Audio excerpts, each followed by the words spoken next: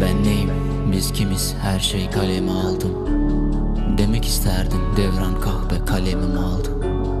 Dağların bütün tasası derdi üstüme yağdı. O yüzden anılar iyi kötü hepsi akılda kaldı.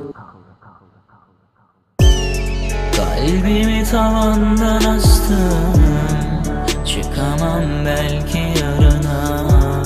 Dertlerim doldu taştı, dinmez sanki fırtına.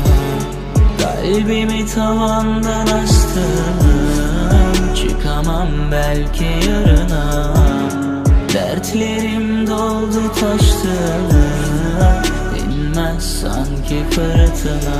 Yokluk yok, men belki barada yetkeptim. Geçmişe karanımda hiç dostum kalmanır. Belki de men sebepten olun gitmeme. Sebebi belki olun beni güne itmedi. Dostum seyretmeni şu ağdan bağdım, şu ağdan bağdım. Men bitte kaldım yine top, yüzde de yok adım. Menem onu dert edinmedim, merdeden gidip gerektir sözleri yalandaken. Men de full edip hanış ol diyenleri getir. Hal harap, yürek harabı, onu hiç isimini hiç tanımaz. Uluklarda kallı seni yazıver, yine de tededin. Men düşünüp gelir mi? Bulur karışı, yine yegerime del men yenilerimi. Men gelip uğrur barzadı tersini. Kalbimi tavandan astım, çıkamam belki yarına.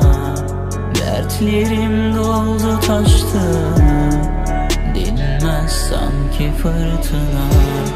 Kalbimi tavandan astım, çıkamam belki yarına.